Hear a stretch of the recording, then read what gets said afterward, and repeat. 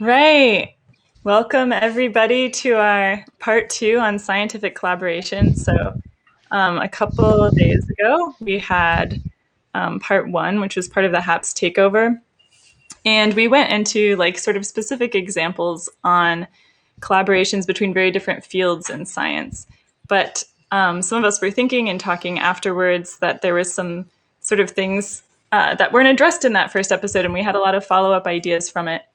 But before we get too much into that, maybe everyone could go around and like introduce themselves really quickly and just like your name and what you do and where you are.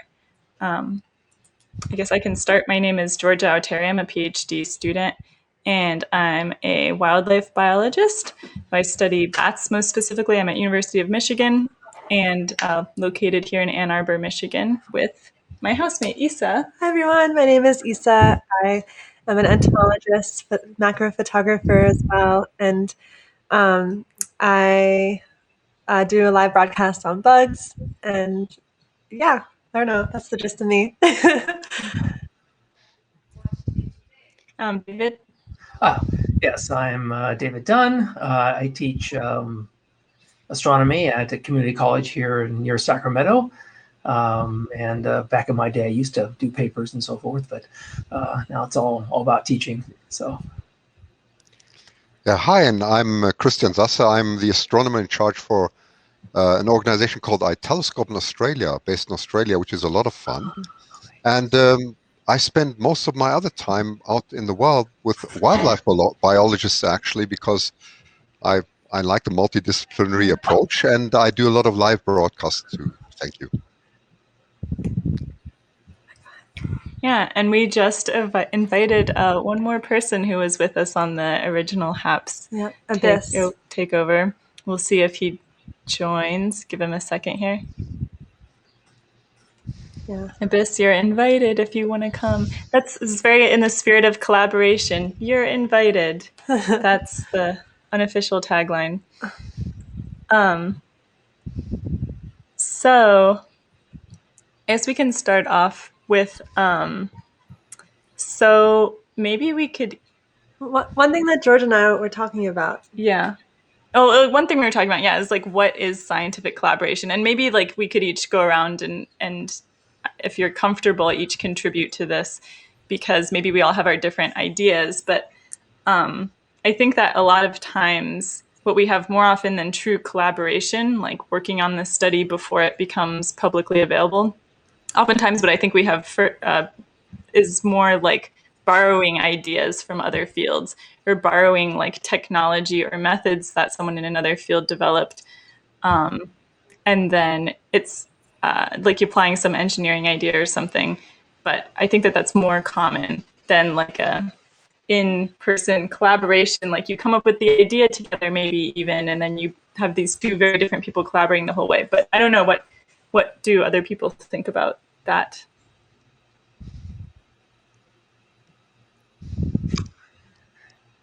I can say something. Yeah. So I think that, that's what I think about too, where sometimes with collaboration, it ends up where you are talking with somebody else to get information on how to go about doing something, versus like pairing up with someone in a whole other field to do a whole project. And that's because it takes a lot of relationships, like a lot of strength in relationships, to find other people who are on the same page as you and looking at a similar thing, but someone who's in a different field. And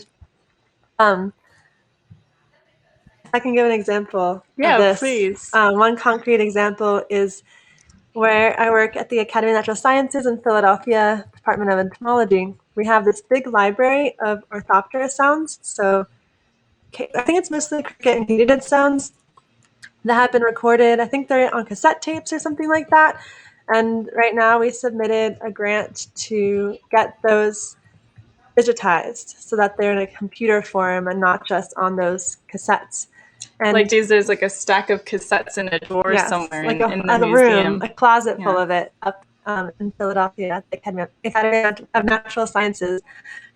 And one thing, like my coworkers, my coworker could have just like gone and like found a way to do this, but luckily he got in touch with the acoustics lab at Drexel University. Oh, are we back? I think. All right. Yeah. Okay. Oh, okay.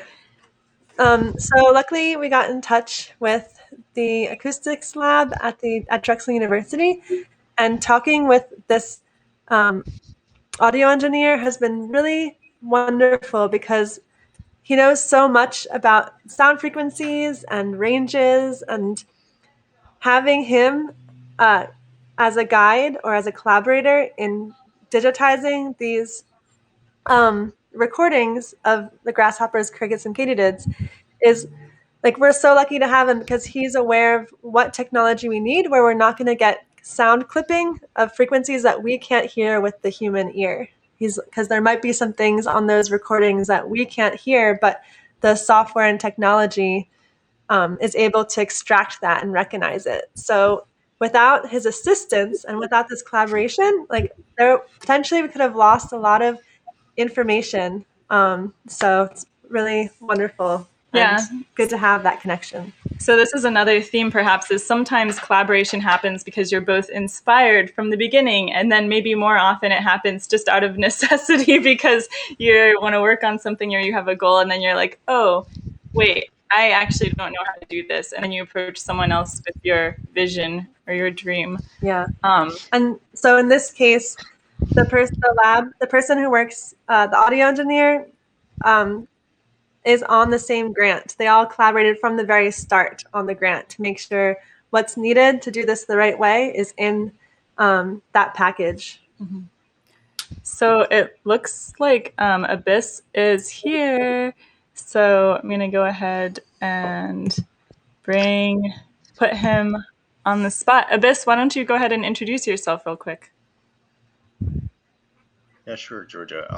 So I'm Abyss. I'm basically an engineer who's been really fascinated about science, and yeah, this seems like a very interesting topic about scientific collaboration because lots of scientific achievements are basically accomplished when there is seamless collaboration. On I guess like we can delve into the details, but yeah, glad to be here. Thank you.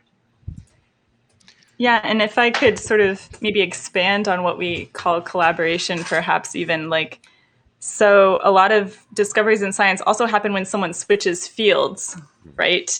When you decide, oh, instead of an engineer, I'm going to become a biologist or get into biology for a little bit. And in a way, we could think of that as a collaboration. It's a collaboration between your new and your past selves who are bringing together this really cool different sets of information.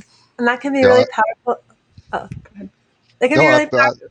Oh, go ahead, Christian. Okay, I'll give you some examples out of my modest life. I did where I was able to do that. I was actually always fascinated by travel, and to travel to different countries and cultures motivated me a lot to look for collaborations, and that's also how I changed my field very often. Originally, when I did my PhD, I was looking at a very specific topic for solar energy, actually. So what we had there is we had very fine particles, and this actually, these type of experiments still exist. It's called a solar thermal absorber. Sunlight is concentrated onto a cloud of particles and absorbed, and through heat exchangers, you can then basically gain the heat from the sun, as opposed to very often with solar cells where we transform solar energy directly into electricity. It is quite an efficient way of doing it, and it's still being researched. And as I was doing that research, I found out, because I was looking at the optical light scattering and the absorption of solar energy or solar radiation, I should say, in the cloud, I came across actually the astrophysicists, especially in Helsinki. I came across a group of scientists who were looking at asteroid light scattering, and I found out that their problems are absolutely similar to what I was doing. And I thought, well, this is a wonderful adventure to spend a bit of time in Finland. And I actually did. I had a wonderful time in Finland, collaborating with these guys, and I learned so much about the next field, fields and things I never even knew existed. And that's how my interest in astronomy went along. And then I changed my field so many times. I did fuel cells.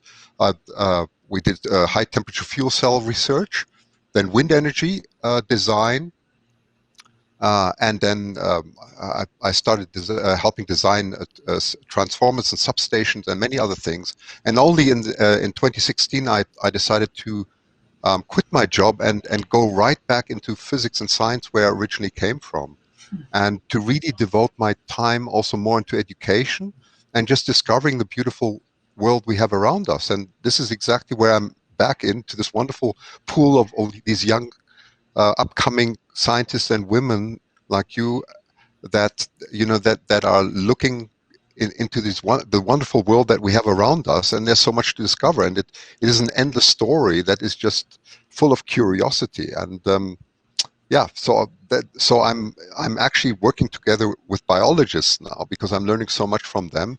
And sometimes I can contribute with my with my bit of wisdom that I got throughout the years. That's it. Yeah, it sounds like you did a real tour. Can you give us an example, maybe like a concrete example that's easy to understand, like a bit of wisdom that you wouldn't have had without this like switching? Oh my goodness, bit of wisdom. It's Georgia. It's really, the only wisdom I have that comes back again and again is just to be humble and just to observe, open your eyes and look for patterns. I've been looking for patterns all my life, and I find these patterns in biology. I find them in physics, and everywhere you find certain patterns. I'm fascinated by patterns, whether they're by light. Isa was talking about sound. You have bats. Everything has patterns. They have beautiful patterns, and if you can find certain patterns, and you can draw so many analogies all the way down to the fractal level or whatever. That is really what puts all of the different sciences together, in my opinion. Yeah, totally. Isa, did you still want to say your thing that you were going to say, or do you still remember? I don't remember. Gone. It's okay. Yeah. Yeah, I think it's really interesting. Like, you talk about patterns, and like one thing is different. A good thing about switching fields is different fields sort of develop different things that they're focused on at a sort of really basic level, how they think about things. So are they interested in patterns? Or like sometimes, in some subfields, they become obsessed with, or not obsessed, but they become more focused on like, well, identifying the pattern doesn't mean anything. We're more interested in understanding why the pattern exists, or the mechanisms causing it, the underlying sort of like causative agents. But I mean, often it's easier said than done in that case. If you haven't fully sort of evaluated the pattern, then you don't know which ones are sort of the most outstanding ones to focus on, or something like that. So maybe that's another good reason for switching fields. And I find also the field that Abyss is incredibly interesting. If I can draw a parallel to that, I was lucky in 2011. I went to I saw the World Chess Championship, because we were talking about artificial intelligence last time, and I'm fascinated by chess too. And I actually met one person called Ken Thompson, and he was the father of the chess algorithms from IBM originally, and it is so interesting to listen to these people. And at that time, so I just want to draw to that. Maybe I'm deviating a little bit because that Ian brought that topic up last time, and it suddenly occurred to me that when we were talking about the development of artificial intelligence, I know that Ken Thompson said that time, and that guy is super smart. He said he said to me that I don't think they're going to crack Go in the next 10 to 20 years. And lo and behold, a few years later, they cracked that program. They cracked Go, which is absolutely insane. And then shortly after that, they were able to devise an algorithm, an AI algorithm for a chess program, so that it would completely teach itself. And that shows, we are in a very fascinating time at the moment. These are tools I never had. And Abyss was last time talking about image recognition and other patterns. And that's actually what we're working now also in astronomy, with all kinds of pattern recognitions for faster searches, so that your telescopes can home in much faster and so on. So it's just amazing how the fields are exploding, and these are all examples of cross culture, cross interdisciplinary collaborations that I'm coming across all the time. I don't know if Abyss wants to comment on that. So. Sure. I mean, you're right. I'm actually like sort of like engaged in the whole research of AI. It's pretty much a nascent research, topic of mine. But I've also done so many research on biomedical optics, where we used equations from scattering effects of stellar objects to essentially model the human, like how the human body actually scatters and absorbs light. And also, I think like that, I was kind of focusing on that when you were talking about, the sort of the multidisciplinary approach towards to your study about optics, that it kind of permeates into the biomedical field as well, more than you think, because some of the imaging techniques that we use, um, I still consider myself to be a biomedical engineer, even though I'm trying to delve into data science. But some of the imaging techniques that are used heavily rely on those concepts, which are generalized for, like I said, astrophysics, and anything that requires optics in general.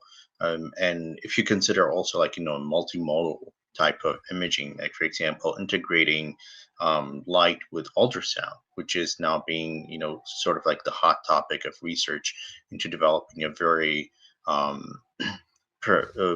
least like the ability for light to penetrate deeper structures, or be able to sort of like obtain imaging at a deeper level. You see that, you kind of go back to the basics. Right, you just go back to like the drawing board and trying to do all sorts of calculations and simulations, and eventually I mean, that actually goes to show that we are sort of like rooting back to the science of optics and how sound transfers in the body. So yeah, it's really interesting that we're having so many collaborations. And also, I want to comment on the AI aspect that you just mentioned. It's making its roots into like health policy, and like you just mentioned, that there's also astrophysics application is in there as well. Um, so yeah, I'm really curious to see where this thing is going to go, because we're at the junction point where we have sort of like this universal tool, I would like to call it, although like I would I would say that with a certain modesty.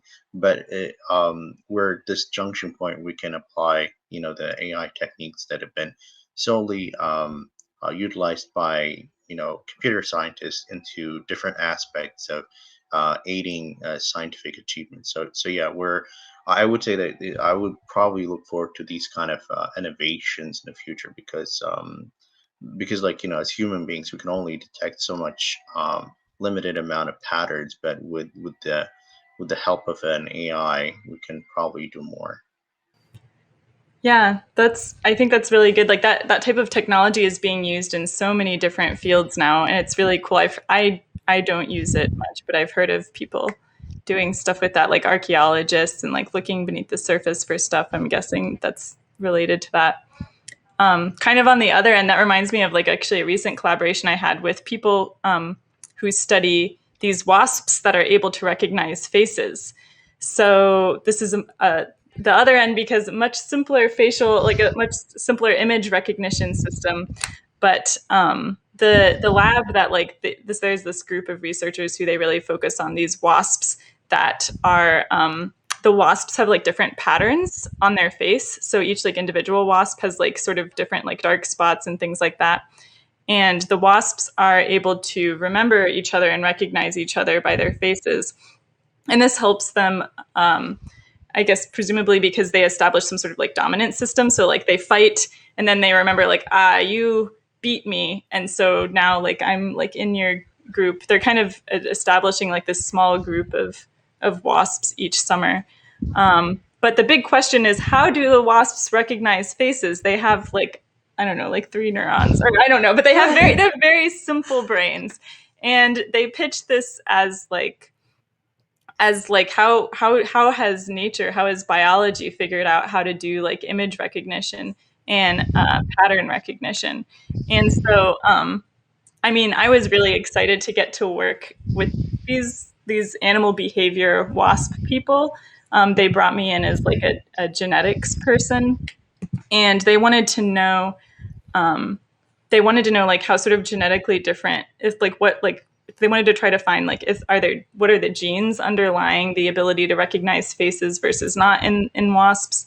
And it's a little bit of an example of medium success collaboration, because even though we were kind of working together from the beginning, I think that if you're not familiar with a different field, so if you're not very familiar with genetics and you say like, oh, we want to figure out what's different about these wasps, it wasn't really clear if they want like the gene that makes the neuron different so you can recognize faces, or if they just wanted to know like how different the group of wasps that can recognize faces is in general from other wasps. So like from the genetic sampling wasn't set up that well from the beginning, basically.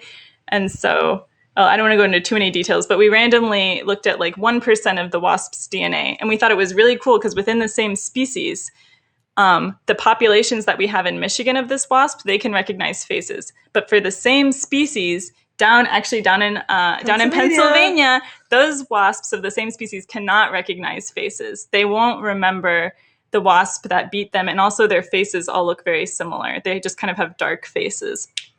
So we showed that genetically, these are all one species.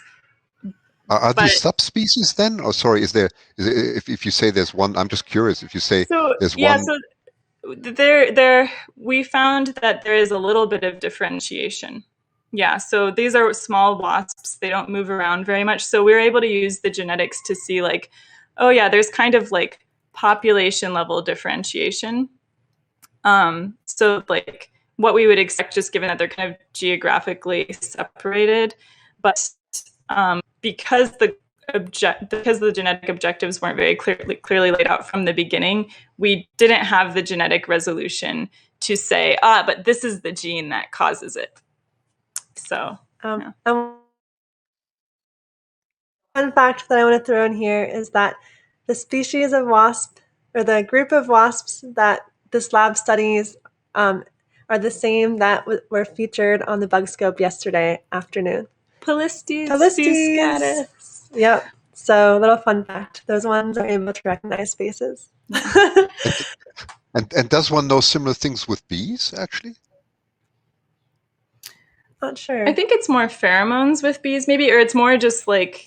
Yeah. One thing I can say, one major biological difference between bumblebees, for example, which are colonial, and then these wasps, are that these wasps have open-faced nests, so that's getting into where the nest is, which allows them to see each other more easily than with bumblebees, which nest in cavities. So it's probably darker in there. So yeah, and also with bees, you sort of have a difference where like the queen physically looks way different than all the workers. And yeah, I was just wondering, Georgia, because it's well known that bees have they can see polarized light, and they orientate themselves with polarized light, which I find absolutely fascinating. And they also seem to have quite good visual memory. So I was just wondering. That's it's interesting. Lots of animals that rely on flowers for food, or fruit or colorful thing, have really good spatial awareness. Like they're like, I remember where the good patch of flowers is, or I remember where the fruit tree I like is, and they have really good vision. Like fruit species of bats that eat fruit in the tropics, they have actually quite good color vision. Yeah. Wow. Do they communicate with each other about where the fruit is? Or not It's really? not nearly as well Transmitting. studied as in bees. They're certainly not doing like these Dances? dances and stuff. Probably like I think that they probably teach like their baby or their offspring or something where the food is, but Mhm. yeah, I don't think that they're like signaling to all the other bats where the food is. Okay, cool. So I'm curious though, is there difference in their compound eyes, especially among those who can recognize faces and those that could not, or like the species that actually recognize faces and not? Uh, Unknown, I think. I don't think so. Like, I know that there's a couple of groups of people that really focus on these wasps, but they're mostly people who study animal behavior. So they're really good at like, keeping the wasps in captivity and doing little trials and like showing wasps pictures of other wasps and then shocking them when they see the picture of the bad wasp, and like these like kind of like Pavlovian training of wasps to really get at like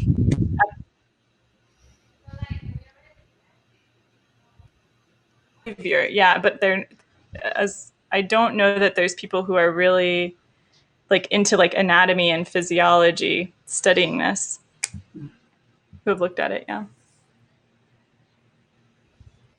hopefully you guys got that because we realized the internet Yeah. went out a little bit. So when you say recognize faces, you're talking about other wasp faces, not like as opposed to our faces, or Yeah, they can recognize other wasp faces. I don't know if anyone has tried to teach them human faces yet. The woman who found this out for the first time, the head of the lab, she, as a PhD student, she looked at the wasps and she was like, oh, their faces are all different. I wonder if it's like pheromones or what. And she actually used nail polish or some little paint to like paint their faces to have a different pattern on it so that they look like a stranger to the other wasps. And then like all the other wasps attacked it. They were like, who are you? oh, Yeah. really? Wow. So putting glasses on a wasp would really make it like a perfect disguise. It would actually work. Yeah. So that gives the next question: is there such a thing as an albino or leucistic wasp? They'd be doomed. I don't know. Yeah. Or they'd have an advantage because they're really distinctive looking, and all the other wasps. Yeah. I Would- guess the question is, when does the imprinting happen right when it's born? Yeah, because maybe when it's born, the other ones will see that it came out of the nest. So, yeah, no incognito wasps allowed. No disguises. So, I guess this maybe is a good segue into like another thing we were talking about, which is like, do people here have any dream collaborations? Like, you've always wanted to consult like an engineer or a biomedical person on this, but like you don't know anyone. Yeah, what dream collaboration ideas do people have? Yes, I can start. Is that okay? Yeah. Yeah, we have a very interesting current example here in British Columbia. It's actually quite a severe example of a dispute between, or should I say, people who support wildlife and the mining industry, and it's in British Columbia. And what has happened there is there's a mining quarry. Okay, it's also the territory where there's as you probably know, peregrine falcons are becoming more and more rare. You find them a lot in cities, but here in British Columbia, we're finding them just getting, unfortunately, less and less in population. And there's a very well studied peregrine falcon nest, and that just happens to be at a site that took up mining again. In this case, it's gravel mining in a quarry. And what happened was something really unfortunate there. So initially, and that's my understanding, when they started mining, they did a mitigation for the peregrine falcon nest to go somewhere else. But unfortunately, these peregrine falcons decided to then reestablish their nest where it always has been and where the mining site is now, where they do blasting and so on. So they just laid their eggs just after they got their permit there. So you can see how complex the situation is.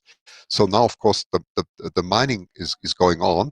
In the meantime, the the mama peregrine falcon has later clutches. We don't know how many eggs there are, but we do know that the approximate hatching date is around the 15th of June, and in the meantime, the mining industry is going on with their blasts. Now, the interaction between the exploration of mining and birds is not very well understood, unfortunately. I went into literature and searched as much as I could, and I came only across a certain parallel of a prairie falcon, which lays eggs on sandstone. I just have to explain that falcons or peregrine falcons are very different. They lay their eggs directly on the rock, which is unusual, right? You don't have that in a lot of other raptors. You don't have that the case. But because of that, if you have if the mine conducts certain scheduled blasts, the ramifications are quite severe, because you have to imagine you put these explosives into the rock, and the shock waves through granite, that's it, the main rock there is granite, are tremendous. So you get the shock wave, the propagation of the shock wave going right through the granite.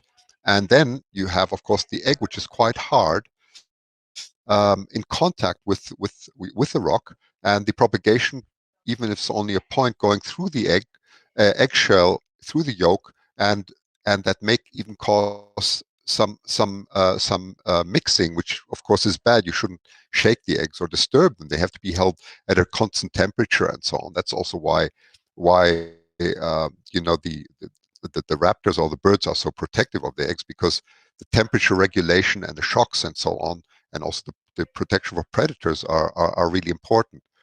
So coming back to my point here is that the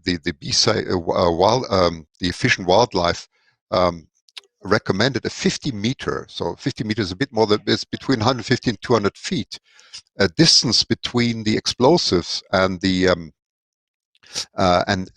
egg, which we believe is ludicrous, because the shockwave propagation over 50 meters is crazy. And if you look into the literature, which I just mentioned on the prairie falcon, we found out that the suggested safe blasting distance on sandstone should be at least 250, if not 500 meters, if you don't know what you're going on. So that's a factor of 10. So my worry is that on the 15th of June or somewhere around there, we will not see any hatching, right? So what I'm actually looking at, so why I'm, the long story short now, what I'm actually trying to find, and it's not so easy, because I'm not an expert in these explosive. If there's anybody in the audience, anyone who knows how to do at least a rough calculation of what the impact of such a shock wave on an egg could be, just even an order of magnitude would help. So that's an example for an urgent, from my point of view, for an urgent point. Thank you. Yeah, wow, like somebody definitely knows how to do that, and it's easy for them probably. We just need to find How do them. you connect with them? Yeah, maybe It's like tagging Audubon Society on Twitter. No, but you need like a seismologist or something. You need an office. Well, need. If you get the people who care about it, the bird people, to magnify the question, someone hopefully will know someone who is in the field. That's who true. Who can answer the question. Yeah. I will retweet your tweet if you make one. Yeah, same here. Thank you. I will do that. Thank you. Yeah. Cool. The bird people are very connected. Yeah. Yes. Yeah, it's a strong community, ornithology community across the U.S. and the world, for that matter. So quick question, Christian. So, which one is like really more impactful? Because from where I can, at least from your brief description of the problem, it would appear that the sound waves that actually travel through the ground could have more detrimental effect as opposed to those who are, I mean, like, the air blast wave. So just like, do you think, like, there's a comparison between the two? Like, which one do you think is more detrimental to the hatchlings and the eggs? And Yeah, this is a great point. There is the problem that you have from the air is not, maybe in my opinion, and I'm not an expert, please. I mean, I'm happy to be corrected, but in my opinion, the air, of course, because it's a compressible fluid, basically, it's a compressible, it's compressible. The attenuation of a shock wave will be much more severe there. However, the problem is at the same time you get all these what are they called? These flying rocks, right? From the explosion flying around, and they are also very dangerous. Those are missiles flying around, and we often see, it's very difficult to see also what impact stress has on the bird. But coming back to your point, I'm just looking at the shock wave. I'll give you an example. The biologist who's responsible or not responsible, who's trying to protect the site there and putting a lot of energy. His name is Howard Bailey. I have great respect for him. He showed me a photograph there of of of a small lake nearby the quarry, and there were 10 to 20,000 fish that were dead in there, dead. And it's not a joke. He took a picture. It was absolutely horrifying, and that shows you the impact from a shockwave. So what happened in that case, as far as I understand, is the shockwave went through the granite straight into the water, and that has hardly any resistance and killed 10 to 20,000 fish in one go. So is it serious? Absolutely. That's astonishing. I would not ever guess that would happen in the water. Yeah, that's the saying, like shooting fish in a barrel is easy. It's hard to hit it, but actually just the impact of the bullet going through the water, I think, will kill the fish. Yeah. Wow. Yeah, Yes. That's why you don't fish using explosives. Right. Because water is basically acting like an incompressible fluid. So basically, the shock wave is just gonna tear their viscera inside out, and that will cause more and more death. Never thought of that before. Yeah. Well, gosh, now that makes me think of another sad. I think that there's a lot of, I often hear I guess I sort of surveyed people before asking about like what fields are inherently interdisciplinary, but conservation, I think, is one of the biggest ones. Because as conservation biologists, I guess is who I interact with, but conservation biologists are so goal focused that it kind of forces you to reach out and collaborate. You find yourself in these situations where you have a very specific problem that you want to address, and you can't get around it by just saying like, I'm just going to research something I know better, or like that I'm more of an expert in, because you won't be able to address the problem that's been presented to you then. Absolutely. I completely agree. I mean, conservation should be on all our minds. It's the most important topic we have now, really, or one of the most important topics, for sure.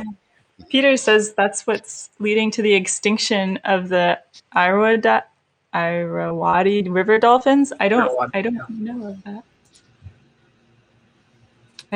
What's like blasting or something going on nearby, or mining operations?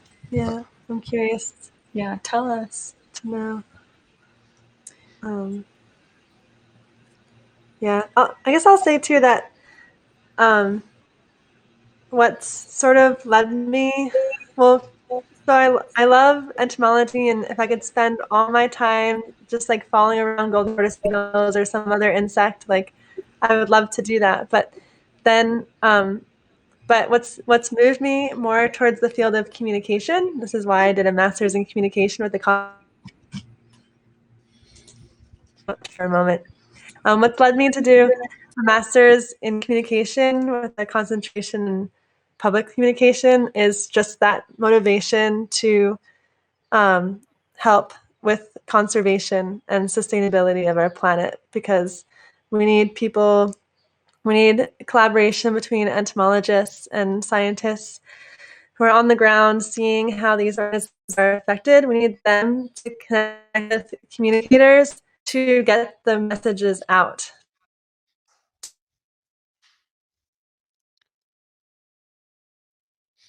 Oops, I think we lost you. Oops.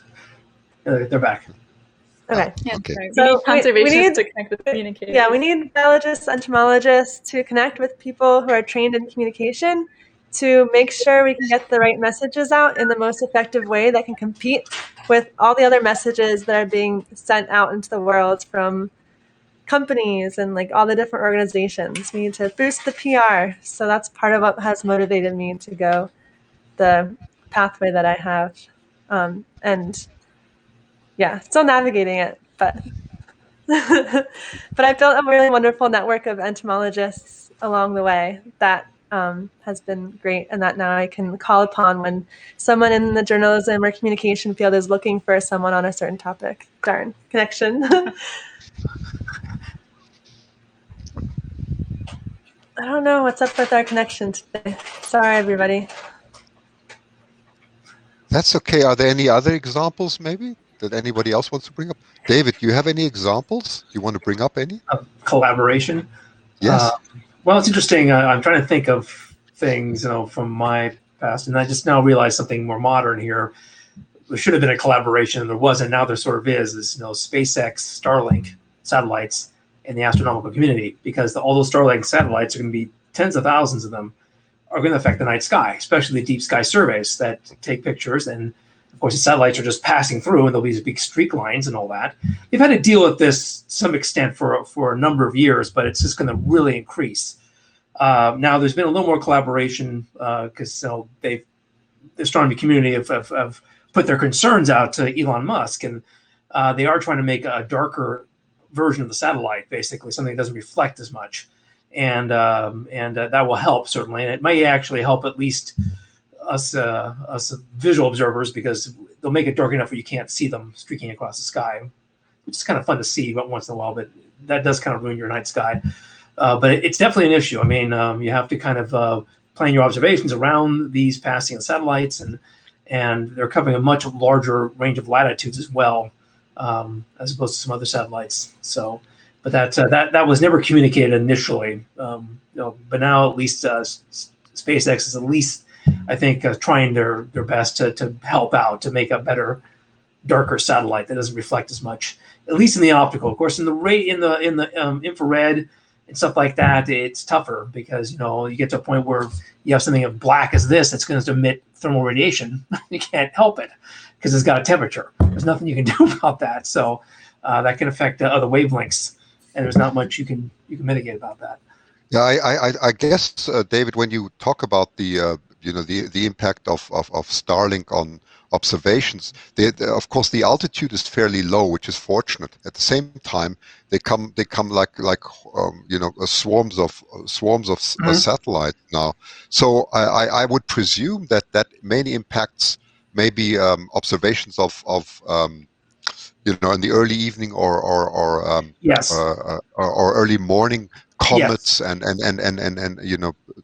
typical. That is the primary time. Yeah, exactly. When the sun's reflection is the most. But like I said, if they're going to emit thermally, it doesn't matter what time it is, right? They're going to just be. Yes. Even if they get kind of cold, though being in the shadow here is, going to help, I guess, cool them down. But like I said, now at least there's a little bit now being more aware. I mean, they got these out, but now they're at least communication. There's something to be done. It's probably not going to be good enough in the end. They're going to be, again, dark enough to not be seen with the eye, but it's clearly not dark enough where they're going to be seen in these big survey telescopes. It's across the sky. It's quite a dilemma, because on the one hand you have this exactly what you mentioned. You have the destruction or the disturbance of the clarity of the night sky, and on the other hand we have this great communication. Right. Because what we are doing now, because Starlink, well, goodness me, I mean, I will be able to go into the wild anywhere and broadcast from there. So we have this dilemma. Right. And you get to the point, is the internet one of those things everybody should have, like drinking water and so forth? And if that's your philosophy, then this makes sense. You're getting to places that cannot get internet. People out in the country and all that, they can't get high-speed internet, low latency internet. So I understand. It's it's kind of like building a bunch of a network of electricity poles and all that in the country and all that. I mean, because everybody now should have electricity as well, right? And we kind of accepted that. So that's the thing. And if I could insert maybe a toy example, like Yeah. I know some ornithologists have put super like low orbit satellites into orbit. That way they can put smaller GPS trackers on the birds, GPS trackers that are lightweight enough that they don't have to communicate with the satellite very far away. But, Yep. you know, I bet, for example, you know, a lot of birds migrate at night. And they use the stars to navigate. Like maybe they don't like this satellite that's being used to study them. I mean, I don't think wildlife biologists, you know, we're not putting up that many satellites, but That's interesting. You know, trade-offs. Because they've had to deal with moving targets, at least fewer than like airplanes for a while. I think that maybe they realize that a moving target, they may have a way of looking at star patterns, just like we can. Okay, we know those are moving targets; those are stars. So we know those are the ones we want to navigate, if you will, with. So I don't know. Maybe they're getting used to it or something, or getting to a point where they can figure it out. But I don't know. Have to ask the birds again. We need that communication with animals. No. Yeah, It's fascinating. There's studies, right, where birds were raised in planetariums where the stars were shifted. Oh no. Yes. Yeah, Christian tell us. There must have been some sort of collaboration there. Collaboration, yeah. Can I borrow a planetarium so I can see it? Yeah, I know, Georgia. Many years ago, I saw a movie on that. I found it absolutely fascinating. The way that birds can orientate themselves by stars is absolutely incredible. They did so many studies. Also, of course, the magnetic impact, right, of the magnetic field of the Earth. Yeah. It's incredible. But just coming back to the tracking, I find that also fascinating how that's developing, because you were just mentioning it. We are, of course, trying to put, or not me, but David Hancock, an eagle biologist, is trying to put a lot of trackers on eagles to understand their migration behavior much better, because so much is not understood, right? And they're trying to put that on a lot of birds, and up to now, the costs have been absolutely prohibitive, right? But now, because of these low, as you say, these low flying satellites and so on, the costs are coming down. And before, you had to had to pay terrible cell phone bills, in order to keep the link up, right? And that's all. The costs are coming down now, and that's a good thing to see. So that's a positive side. Yeah.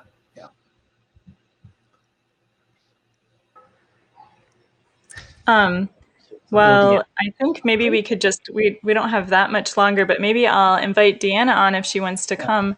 But also we could all go around and say what fields we think are maybe more skewed towards being interdisciplinary. We talked a lot about conservation biology by necessity, but what other fields do people think? Oh, astrobiology. Astrobiology is one I can think of. Why? What is interdisciplinary about it? Well, of course, the biology parts. You want to know what life is, defining life, what life could be. Astronomy, of course, provides these scenarios, right? We find these conditions. Okay, we've got water on Mars. That's been known for a while. We got water on Enceladus, water underneath Titan, water on Europa, all having energy and so forth. Does that then allow us to think that now life could exist in many different scenarios, extremophils and so forth? As long as you have water and energy and nutrients, is that all you need to get life going on? And that opens up the possibilities not only for our own solar system, but also then, of course, solar systems beyond us. So it makes it a lot easier. So you kind of want to coordinate between your knowledge of biology, what life can do, what life can survive, what life can't survive, and what we have, at least initially, from our solar system. So that's a field that's really grown. What's a likely possibility? You can start making arguments. If you get too cold, then life can't survive. Plants just basically break apart under cold temperatures, and so forth. And then, of course, you're thinking, well, we may have to think beyond what the Earth has. What could exist, what life could exist, and all that. So, my colleague teaches an astrobiology course. He's got both fields. He's both got degrees in biology and astronomy. So, perfect guy for that class. So I have sort of like a very wild idea that is probably going to be multidisciplinary.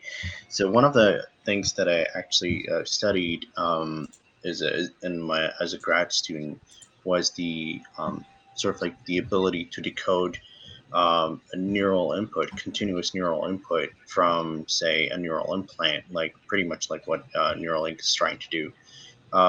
So I'm really fascinated as to where like the brain computer interface right now is going, because there are academic collaborations like the Brain Gate, and also there are private companies that are taking interest in in brain computer interface like Neuralink.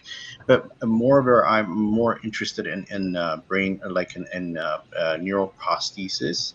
So it got me thinking, because if you look at the uh, abductor and flexor muscles in insects, right? The way they operate is that they have they don't have as much oxygenation as the mammalian blood. If I'm not mistaken, you can correct me on that, because I don't know if hemolymph is able to trap so much oxygen, and yet it's able to sustain, or at least like keep the insect at at a level, right? So my perhaps like we can probably translate that to using that into neural prosthesis in a way, instead of using robotic tools to sort of like augment the ability to grasp, at least like among individuals that have completely lost their limbs. We can probably genetically engineer these kind of fine and twitchy muscles that you get in insects into like I mean, in a way that they don't cause like this um, like you don't have genetic mismatch. Like you can technically edit the genes of that type of muscle and implement that into a more organic kind of prosthesis, as opposed to like this clunky metallic prosthesis that requires a constant um, supply of energy. And I think like one of okay, yeah, I bet like Georgia and Isa are not here, but um, so one of the proof of concept, if not proof of concept, but actually one of the methods that actually worked, is that it one of my former professors at University of Michigan, I guess, where Georgia is in right now, developed this method that actually uses the muscle tissue from the host, and they grafted that on the neurons that are being severed because of loss of limb. What they found out is that these grafted muscles amplify the signal a thousand fold. So in a way, if you have sort of like a prosthesis, that you can essentially get a readout of different muscle coordination by simply grafting muscles on that. And it got me thinking, like, if we can just seamlessly integrate that sort of like neural prosthesis aspect with what we see in the in the insect world, where they have very very sturdy, and yet they can operate on oxygen deprived environment, so that they can be readily used, and you don't have to worry about recharging them, because they rely on glucose to operate. So yeah, it's just got me thinking. But I guess that would have been a great collaborative idea. I'll probably say that again if Georgia and Isa are going to come back. Yeah, thanks, Abyss. That's a great comment. Really very interesting. I've never thought about that. And I think maybe Ian, who isn't here either, could probably comment on this. But unfortunately, I think Georgia and Isa have just disappeared into a black hole. So, The black hole, exactly. so they left us on our own now. Oh dear. Okay. Isa just is pushing. Oh wait. Okay, forget George's account. We're now going into her account. There we go. You have to turn on your volume. We're very. Should probably gracefully exit your own, George's. Take yours out. Yeah. We Got it. we were missing you. There we go. Yeah. So we could hear you guys for the most part. Okay. For some reason. Mostly. Okay. But yeah, that does sound really interesting. I mean, really who I want to collaborate with right now is some sort of internet maintenance person. That would be a great collaboration. Yeah. Someone connect us to that. Yeah. But yeah, I think that it might be time. It's been an hour. It might be time to sign off. And so thank you so much, everybody, for joining and for helping us and stuff work through these internet issues. And it was so cool to talk to all of you about collaboration ideas. I'm so inspired now. This was a lot of fun. Yeah. Yeah, thanks, Georgia and Isa. Here you go. There you go. Well done. Down there. Oh, Well done. thank you, David. Very appropriate. That's a good one. That's a good one. Didn't even know that existed, but it's a good one. Yeah. Poor 30-year-old millennials. We have no money. All right. Thank you. I know. I feel like I have to go back and watch the broadcast now to see all the stuff that I missed. Yeah. We have to see what exactly came through from what we said. Yeah, that too. All right. Thank you. What's so cool now is, Georgia, you're the host, but you're not on, right? You're not actually on right now. I've delegated. I'm one of those people. I say I want to collaborate, and then I just delegate to the other collaborators. Yeah. Yeah. Great, Thank you, great everybody, seeing so everyone. much. Thank you. Okay, thanks so much. Thank you. Take care. Bye. Bye.